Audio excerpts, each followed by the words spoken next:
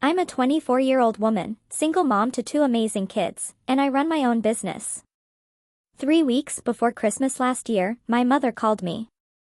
Not to check in, not to ask about the kids, but to tell me flat out not to bring them to Christmas dinner.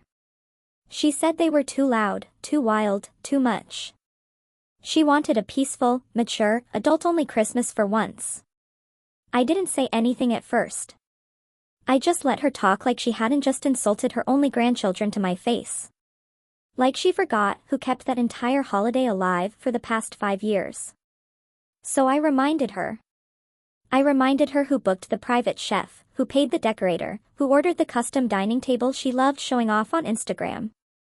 Who covered the catering, the gifts, the booze, the cleaning crew. Who made Christmas happen after my dad's business went under and his money dried up. She brushed it off. Said I was taking it too personally, that she just wanted one Christmas without chaos. I glanced over at my daughter while I was on the phone. She was in the living room with her little brother, sorting ornaments by color, humming to herself. She wasn't doing anything wrong. She was just being a kid. After I hung up, she came over and asked if she did something bad. I told her no.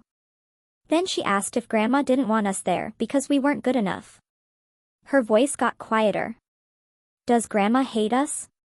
I crouched down and told her the truth as gently as I could. No, baby. Grandma doesn't hate you. She just forgot who feeds her. We packed up and left town for Christmas. No drama, no shouting. I just sent one text before we drove off. Understood. That was it.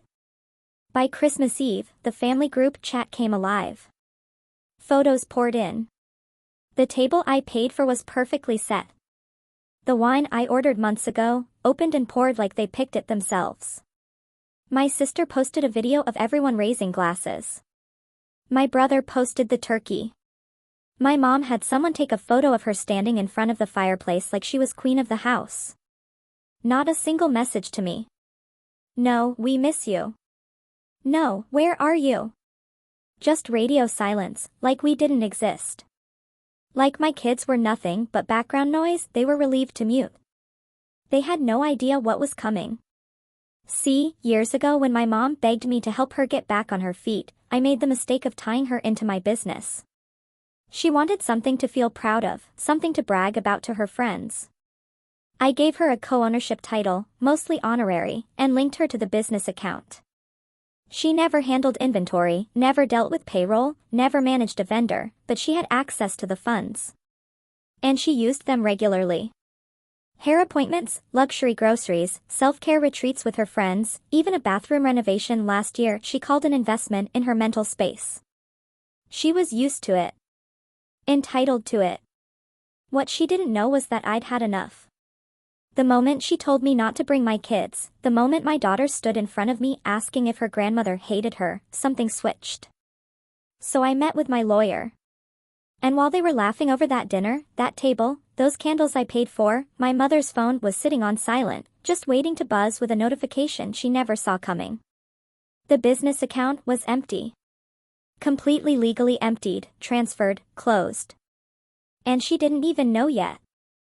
I'd scheduled the transfer for 6:15, right when the main course would be served. When everyone would be settled around that expensive table, sipping wine I paid for.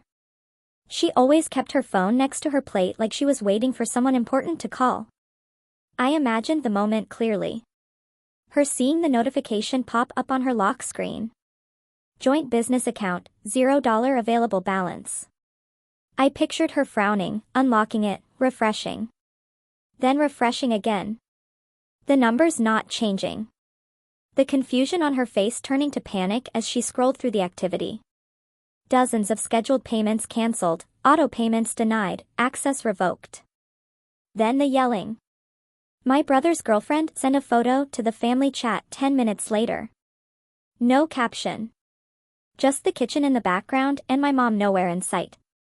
Right after that, the chat went dead. At 6:31, my phone started ringing. Her, then my dad, then her again, then my sister, then her again. I didn't pick up. Then came the texts.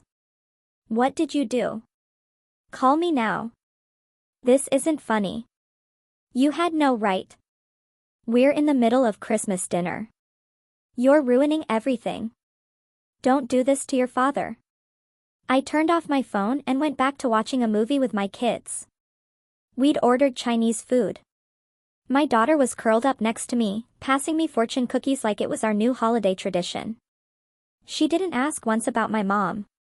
The next morning, I was up early making pancakes when I heard pounding at the door. I knew it would come to this. I opened it and there they were. My parents. My mom looked like she hadn't slept. My dad didn't say a word at first. She was already yelling before I could even step aside. She told me I was cruel, selfish, a spiteful bitter woman who destroyed her own family's Christmas. I didn't flinch. I just told her the truth. It's my business. You're not part of it anymore. You don't have access. You don't have rights to a cent. From now on, you'll have to work for yourselves. She slapped me right across the face. My daughter saw it from the stairs. Then my mom screamed something I'll never forget. You'll regret this. I swear to God, you will regret this. But I didn't regret it. Not for a second. My dad tried to calm her down, but she stormed off. He just stood there in the doorway for a few seconds, looking like he wanted to say something. But he didn't. He followed her back to the car. By New Year's, the silence was deafening. No more texts, no calls, no pictures in the group chat. That's when I knew things were unraveling behind closed doors. The business account they depended on wasn't just convenience. It was their lifeline. Turns out my mom had been using that account for everything. Not just spa days and grocery deliveries. She'd linked it to the mortgage, the property taxes, even her credit card payments. My dad never paid attention to any of it. He thought the money was coming from the business doing well. It was. But it was doing well because I was running it. Once I pulled out, the entire system collapsed. By mid-January, I started getting emails from vendors asking why they hadn't been paid. My mom had apparently tried to continue placing orders using her old credentials. They were all declined. Staff she'd promised bonuses to started quitting. The storefront was empty. She couldn't even log into the back-end system. I'd locked everything down completely, permanently. It wasn't theft. It was business. She had no ownership, no stake. Her name was there for optics. The contract said it all, and I had them in a drawer, signed and sealed. Then the rumors started. My sister's husband called me out of the blue, asking if I'd heard about Mom and Dad refinancing the house. Said something about them taking out a second mortgage. I pretended not to know anything. Just listened. Let him fill in the gaps. Apparently, they were scrambling. Creditors were calling. One of Dad's friends mentioned he tried to sell a classic car he swore he'd never touch. My mom had canceled her country club membership. Quietly, no announcement. It was all falling apart. And still no apology. Not even an acknowledgement. My mother started telling people I hijacked the business, that I betrayed her, that I was always jealous, always difficult, always selfish. She made herself the victim in a story she wrote with her own hands. She even tried to file a lawsuit claiming I stole from her, but her own signed contract proved she had zero legal claim. The lawyer she consulted apparently laughed her out of the office. But here's the thing. People talk. And eventually, the truth starts leaking through the cracks. The family that once took her side got quiet. The ones who toasted over that table I paid for stopped posting. It wasn't until February that I finally got a message from my dad. It came on a Thursday morning. Just an email with the subject line, Judy. He told me he didn't know. That he never realized how far things had gone. Said he thought the money was coming from the business growing, that we were thriving. He thought Mom was helping, pulling her weight. But then Christmas happened. He said when I left that day, when I took the kids and walked out, he figured I'd cool off, that we'd talk, that it would blow over. He didn't know the account was already gone. Didn't know Mom had maxed out the last credit card trying to keep the illusion alive. He said he sat with it for a while, quietly tried to fix things, thought maybe he could patch it all together before anyone really noticed. But he couldn't. The hole was too deep. They sold the car. The lake house was next. Then they had to list the house I grew up in. The one they swore they'd die in. He told me he wanted to apologize. That he was sorry for staying silent, for standing beside her that day at my door and letting her speak for both of them. But he also said something I didn't expect. He said he understood why I did it. That he would have done the same if someone had made his child feel the way my daughter felt that day. He said he still hears her voice sometimes. That small voice asking if Grandma hates her. That's when it hit him. That's when he realized what they'd done. I didn't respond right away. Because even though it meant a lot to hear those words, I also knew it didn't change what happened. And Mom? Nothing. No call, no message, no apology. Not a word. She doubled down, buried herself in her pride.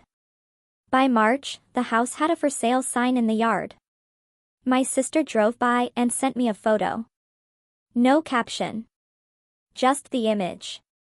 White wooden sign tilted slightly in the frozen ground. The porch lights were off in the middle of the day. That house was never dark before. They didn't move in with anyone. They couldn't. Nobody offered. The same family who drank my wine and sat at my table suddenly had nothing to say. Because when the money stopped flowing, so did the loyalty. My dad tried reaching out again in April. Told me they'd moved into a small rental outside of town. Said Mom was adjusting and he was picking up consulting work again. He ended with, "We'd love to see the kids sometime. Just the kids if that's easier." That part stung. But he still hadn't fully grasped what this had done. You don't get to exile children from a holiday, then ask to see them when it's convenient.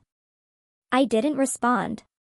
Instead, I took my daughter out that weekend and let her pick out whatever she wanted for her birthday party. Pony rides, a cotton candy machine. She wanted everything pink, sparkly, and loud. It was chaos. Beautiful, joyful chaos. And not once did she ask about Grandma. Didn't mention her. Didn't look for her.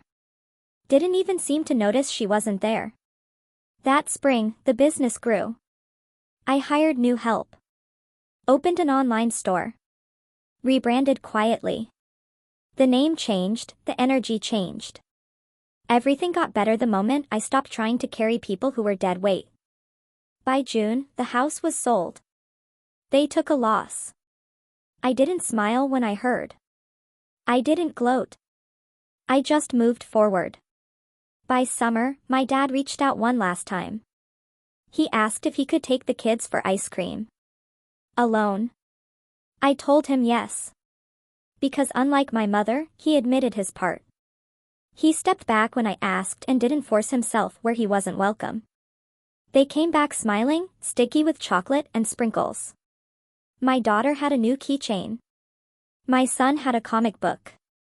Later that night, my daughter asked if Grandpa was sad. I said maybe. Then she asked if Grandma was sad too. I told her I didn't know.